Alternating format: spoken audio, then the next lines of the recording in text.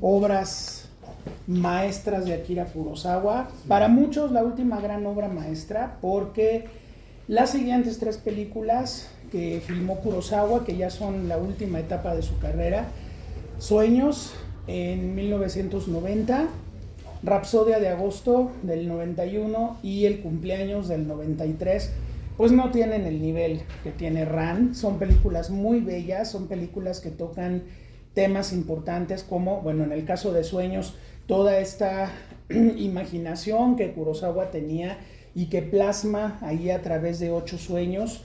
En Rapsodia de agosto, pues el tema, que fue un tema que Kurosawa no abordó casi en su carrera, que fue el tema de la guerra nuclear y de Hiroshima y Nagasaki y de sus consecuencias en la población civil japonesa. Y la última película, que es una despedida, es la celebración de cumpleaños de un viejo maestro que sus alumnos más queridos, que pues si el maestro tiene 90, los alumnos tienen como 70, más o menos, le hacen una gran fiesta de cumpleaños y pues sin duda es la gran despedida de Akira Kurosawa del cine, porque todavía 5 años el maestro tuvo vida. Él murió en el año 98, a los 88 años de edad. Esta película la filma a los 75 y les decía yo que Ran forma parte de una época en la carrera de Kurosawa que para él fue muy complicada. Kurosawa tenía un carácter muy irascible, muy perfeccionista, muy neurótico en muchos sentidos. Alguna vez contamos la anécdota de que cuando Kurosawa en un rodaje empezaba a salirse de control y empezaba a ponerse muy maniático, sus colaboradores le empezaban a decir emperador, ¿no? Entonces cuando él empezaba a decir cosas o a exigir cosas de más, de repente le decían, sí, emperador, ¿cómo no, emperador? ¿No?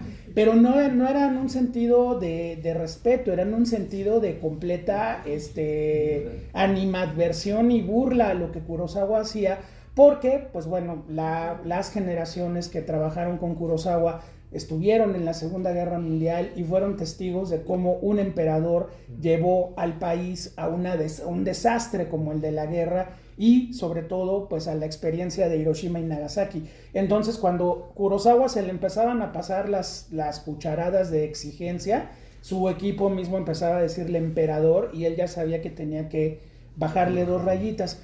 Entonces, a partir de un desastre económico con una película muy personal que se llamaba El Camino de la Vida en 1970, que aborda es un mosaico que ocurre en una especie de lo que nosotros llamamos aquí en México ciudad perdida, donde viven personajes pobres, miserables.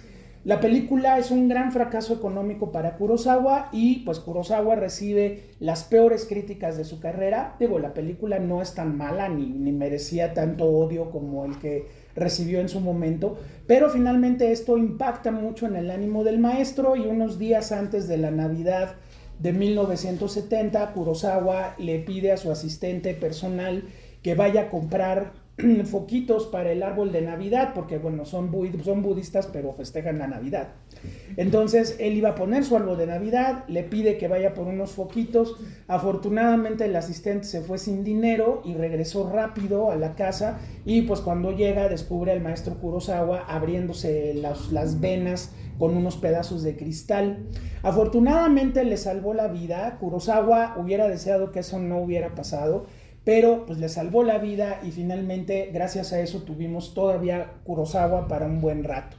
En 1975, después de no recibir ningún apoyo por parte de ninguna institución japonesa y de ningún productor japonés, porque hay un problema aquí importante con Kurosawa que voy a comentar más adelante, el maestro finalmente va a vivir como si fuera Blanche Dubois de un tranvía llamado Deseo, pues de la bondad de los extraños, porque resulta que los fans le empezaron a salir por todos lados y pues bueno, a su manera y en sus posibilidades, pues le fueron ayudando a producir películas que él quería hacer.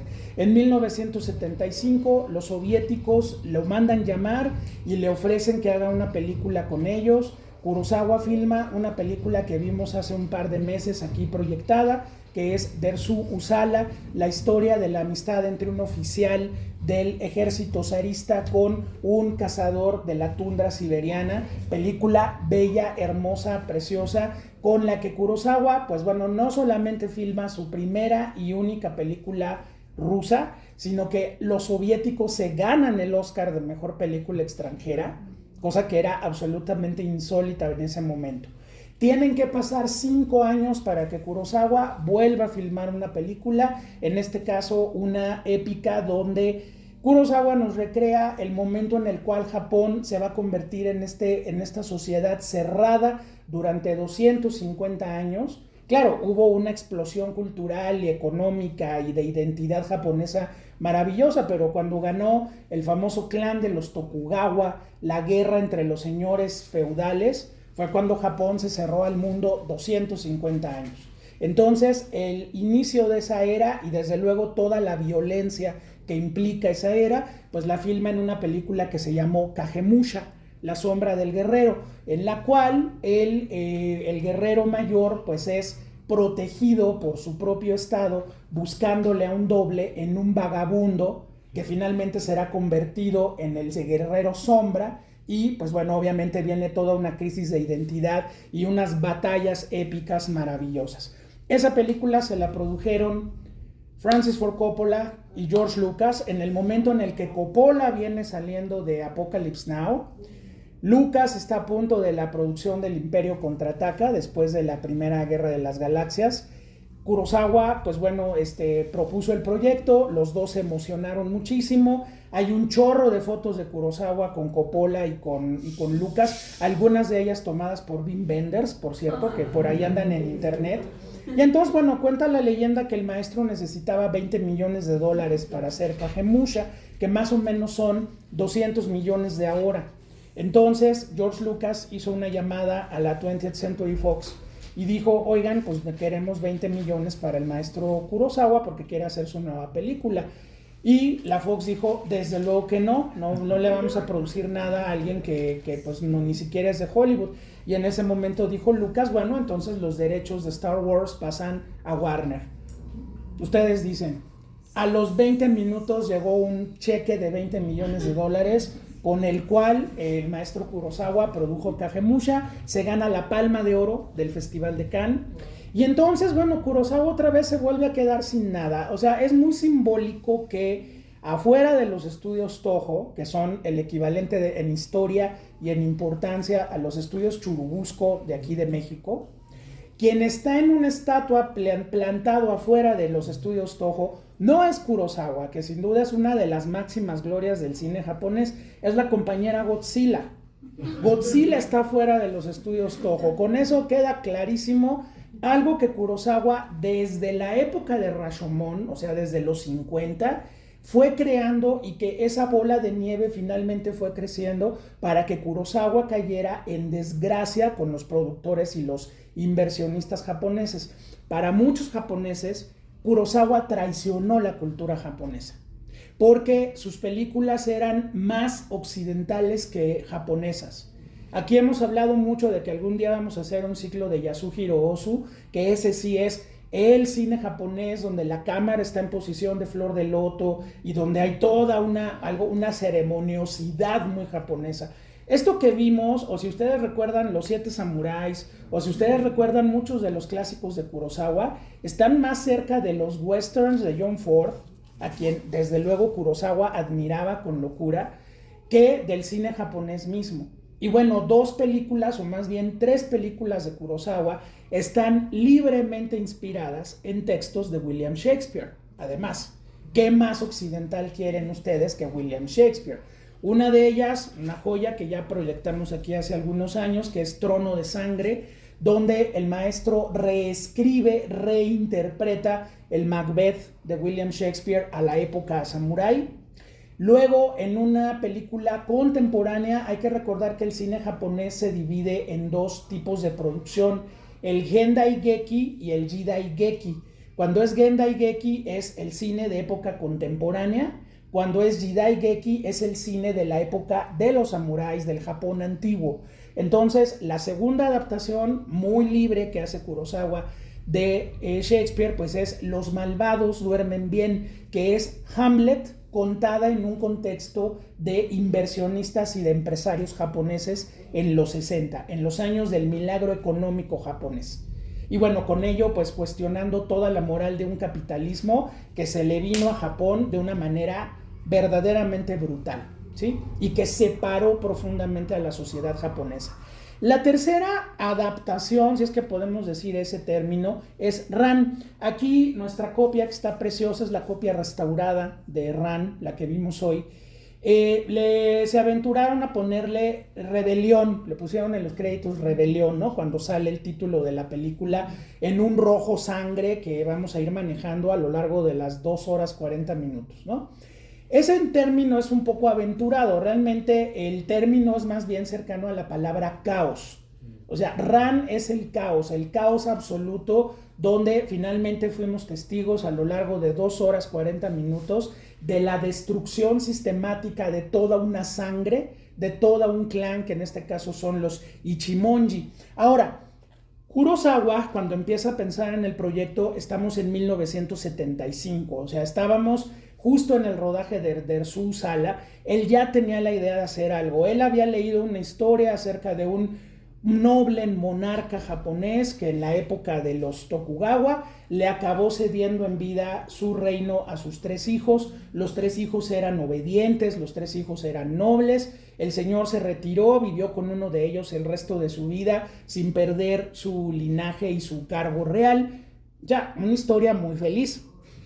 Y Kurosawa entonces pensó, ¿y qué pasaría si todos estos se volvieran unos hijos de la chingada? En el momento en el que el padre les hereda en vida. Desde luego, conocedor de la obra de Shakespeare, pues hay una obra muy hacia el final del canon shakespeariano, porque finalmente Shakespeare fue escribiendo también conforme a sus experiencias de vida. Y aunque Shakespeare murió a los 52 años de edad en 1623, Shakespeare ya era un hombre mayor.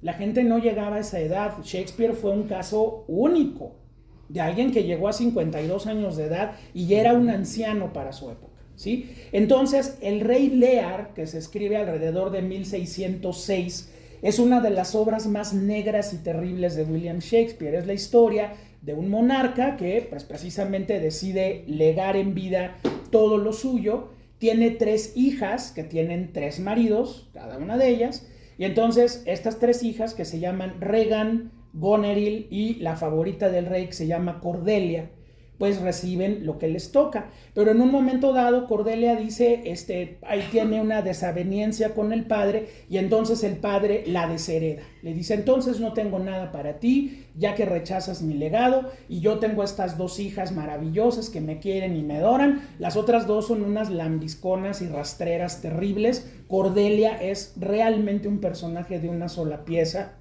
Y bueno, pues viene la catástrofe, porque entonces los yernos empiezan a conspirar, empiezan a pelearse, le quitan al rey todo lo suyo, se van sobre la hija buena. Cordelia terminará decapitada, el rey termina enloquecido y finalmente todo el linaje del rey Lear se destruye desde adentro, ¿sí?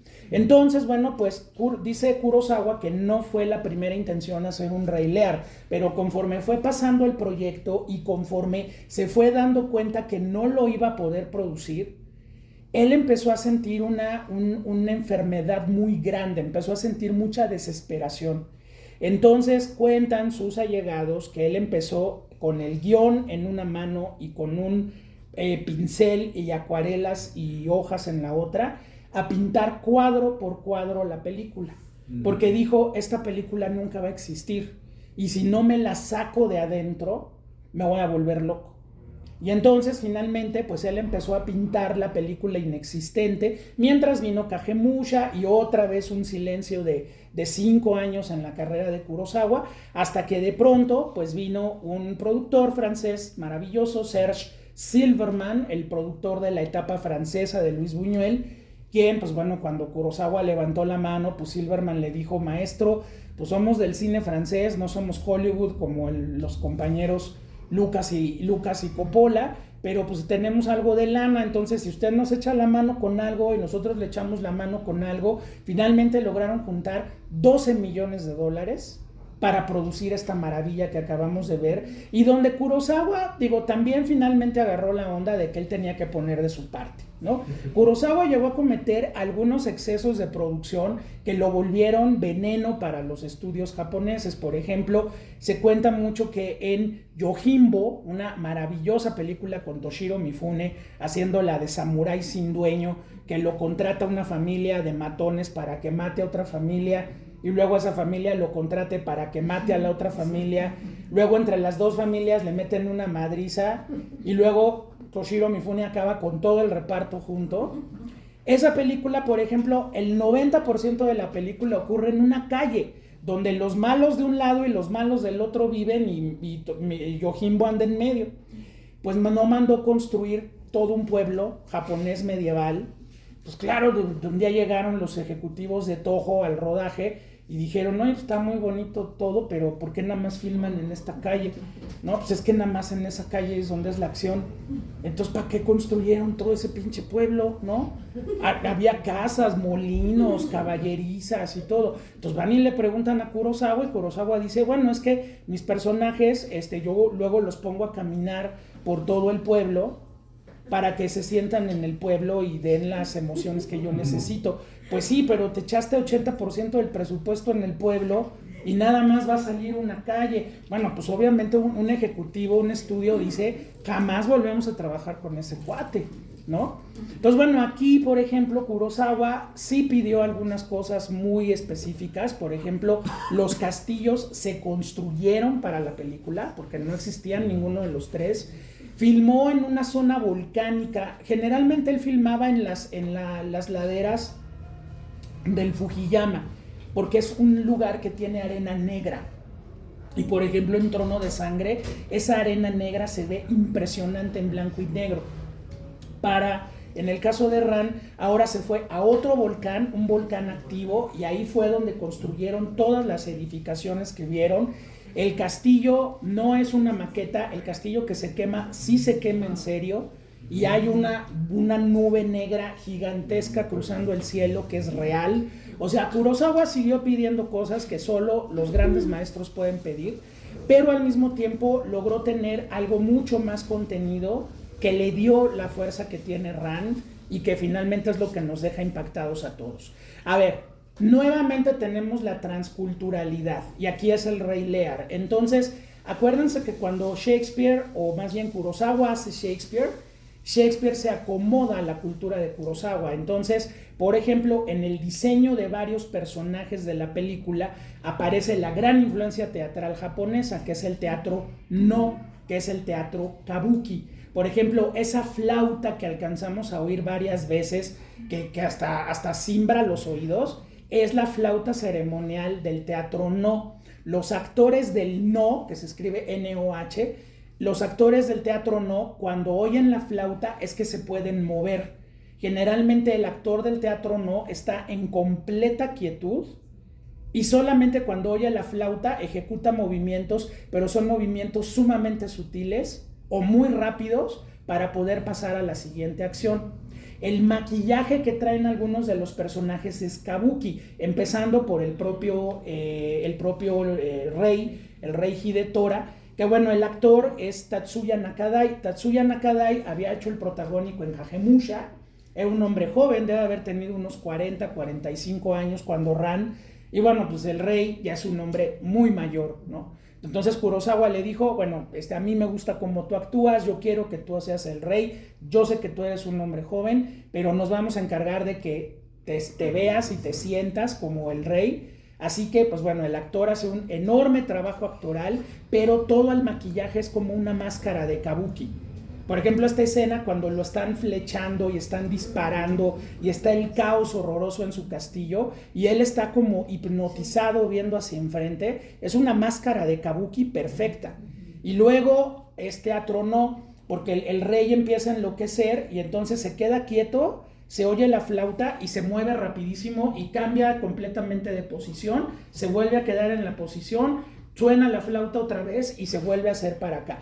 Esa es una actuación que está mezclando No y Kabuki al mismo tiempo. La nuera, la queridísima Asako, ¿verdad? Kaede, que es un personaje, creo que es el personaje más aterrador de toda la obra de Akira Kurosawa. No hay, y me estaba yo tratando de acordar ahorita, pero no hay un solo personaje femenino positivo en toda la obra de Kurosawa, hasta Rapsodia de Agosto, la abuela que le tocó vivir la bomba atómica en Nagasaki. Todos los personajes de Kurosawa femeninos son malvados, la gran mayoría, y esta es la peor de todas, porque hay una diferencia muy grande entre el Rey Lear y Hidetori Ichamonji. El Rey Lear es una forma de Shakespeare, que además Shakespeare ya se sentía viejo cuando escribió el Rey Lear. Acuérdense, es 1606, ya era un hombre mayor, ¿sí? Entonces, en algún momento Shakespeare decía, pues sí, hay que pasarle la estafeta a las nuevas generaciones, hay que asumir que uno ya pasó su tiempo. Yo tenía un maestro cuando yo entré a estudiar cine que decía que uno pasa de joven promesa a viejo pendejo. Entonces decía Shakespeare, bueno, pues sí, efectivamente. En ese momento el rey deja su legado en vida a las hijas y los yernos se vuelven chivos en cristalería y destruyen todo. Pero había en el Rey Lear, dice Kurosawa, hay la historia de por qué, hay una pregunta, ¿por qué un viejo tiene que sufrir eso? ¿Por qué un hombre en su vejez tiene que ver y tiene que ser testigo de la destrucción de su legado? No tiene sentido. Pero entonces Kurosawa voltea la historia y dice, bueno, aquí tenemos a un monarca, ustedes vieron todo el inicio de la película, la cacería del jabalí, ya está todo el mundo descansando, los hijos presumen, la flecha que mató al jabalí fue la flecha que aventó mi papá, y de repente, ¿verdad?, el señor Hidetori Ichimonji se va, ¿no? Se descansa y se duerme. Entonces el hijo que está pintando en la película como que es el hijo malo, que es Saburo, que Saburo quiere decir el hijo menor, de hecho. Saburo, ¿qué hace? Cuando ya los otros hijos se van y pues ya lo van a dejar ahí descansar un rato a su papá, Saburo corta unas ramas de unos matorrales que están ahí y le hace una especie de carpita para que no le pegue el sol tanto a su papá. O sea, no es un hombre que le diga al papá, sí, claro, padre, yo te admiro y te adoro y no sé qué. No, Saburo no dice nada, Saburo se va a los hechos. ¿Y el hecho cuál es? Proteger a tu papá del sol con estas ramitas. Eso es el hecho, ese es el amor que le tiene al padre. De pronto el padre, ¿saben? ¿Se acuerdan? Sale corriendo porque tiene este sueño y después de ese sueño es que él decide repartir las tierras. Bueno, pues dice Kurosawa, aquí hay una gran diferencia con Lear. Lear es un hombre bueno, es un monarca bueno, que finalmente la fatalidad lo alcanza, pero Ichimonji no ha tenido nada de bueno en toda su vida, y entonces en el peor momento donde tu propia sangre empieza el proceso de autodestrucción, todos tus pecados empiezan a venirte en bola y te empiezan a reclamar, y para donde Ichimonji voltee, hay víctimas de todas sus atrocidades como hombre de poder. Está el ciego Tsurumaru, que a él y a la hermana Asue les quemó el castillo y a él le dijo que le perdonaba la vida siempre y cuando le sacaba los ojos. Entonces, que en el momento donde estás al borde de la locura, este personaje llegue y te diga, yo aquí estoy y no necesito luz porque no me hace falta, y lo único que tengo es esta flauta, y lo único que tengo es a Buda, porque igual que mi hermana, para que no nos cargue la chingada, le rezamos a Buda para poder tener perdón. Híjole, cuando el viejo está entre los pasillos de lo que fue el castillo y dice, ¿esto por qué hay paredes y no hay techo? Y de repente se acuerda que él destruyó ese castillo, ¿sí? Entonces, para donde voltee, hay gente a la cual él lastimó profundamente, y bueno, lo peor que le pudo haber pasado, pues es que la nuera sea Kaede, que esta se va a vengar de todo, pero por todo y por todos. O sea, no solamente logran echarse al hijo mayor, a Taro, quitarlo del medio, se sigue con el hijo que viene, lo seduce y lo tiene agarrado literalmente de los testículos, porque al otro le da toloache durísimo, y entonces Kaede se vuelve realmente la ama y señora del castillo y empieza a disparar todas sus flechas para destruir finalmente todo. O sea, cuando llega el secretario, ¿no? Del hijo y que le pone su espadazo a Kaede y vemos ese chorro de sangre embarrado en la pared, realmente como que uno respira, ¿no? Porque dices, bueno, ya, o sea, esta mujer va a acabar con todos, y efectivamente acaba. Y le dice, es que yo juré que iba a acabar con todos y lo estoy logrando, ¿no? Lo que le hacen con la cabeza de zorra es maravilloso. O sea, eso es...